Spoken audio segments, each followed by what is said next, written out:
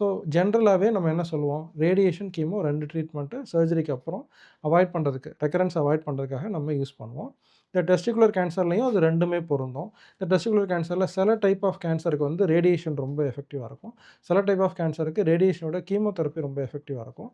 But what ever it is required அந்த ட்ரீட்மெண்ட்ட நம்ம complete பண்ணிட்டோம் அப்படின்னா, யூசுவலா கீமோதெரபின்னா 6 சைக்கிள்னு சொல்லுவோம் இல்லையா? இதில டெஸ்டிகுலர் கேன்சர்ல 4 சைக்கிள் கீமோ தான். ஸோ 4 இன்டூ 3 பார்த்தீங்கன்னா 12 வாரம். ஒரு 3 மந்த்ஸ்க்குள்ள கீமோதெரபி முடிச்சுட்டு, அவங்க they can go back to their normal life.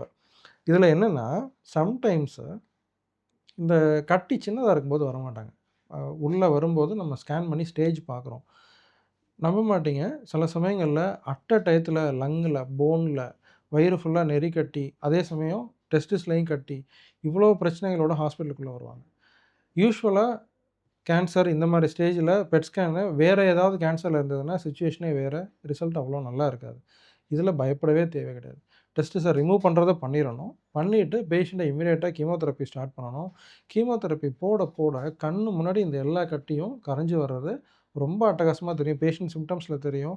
அடுத்தடுத்து பண்ற ஸ்கேன்ல தெரியும். Dramatic results. நீங்க கீமோதெரபி முடிச்சுட்டு அதுக்கப்புறம் ஒரு கேப் விட்டு ஒரு பெட் எடுத்து பார்த்தீங்கன்னா, எங்கெங்கெல்லாம் டியூமர் இருந்ததோ அது எல்லாமே டிஸப்பியர் ஆயிருக்கும். It would have melted away with chemotherapy. Again they are candidates for cure. அவங்கள கம்ப்ளீட்டா க்யூர் பண்றதுக்கான ஸ்கோப்பு எக்ஸ்ட்ரீம்லி ஹை. ஸோ இதுதான் இந்த கேன்சர்ல வந்து பொதுவா பேரண்ட்ஸுக்கு கூட்டிட்டு வர பேரண்ட்ஸுக்கு என்ன பதட்டம் இருக்கும்னா, 12 வயசு பையன கேன்சர்ன்னு கூட்டிட்டு வந்தா அவங்க எவ்வளோ எவ்வளோ வருத்தத்தில, எவ்வளோ பதட்டத்தில இருப்பாங்க. ஸோ அவங்கள 4 மாசம் கழிச்சு உங்க பையன் நல்லாயிட்டான், எல்லா கேன்சரும் காணாம போயிருச்சு அப்படின்னு சொல்லி அவங்கள அனுப்புற அந்த ஹேப்பினஸ் இருக்கு இல்லையா? அந்த ட்ரீட்மெண்ட் மெடிக்கல் ஆங்காலஜிஸ்ட்க்கு, ரேடியேஷன் ஆங்காலஜிஸ்ட்க்கு ஒரு மிகப்பெரிய ஒரு பிளெஸ்ஸிங் அது.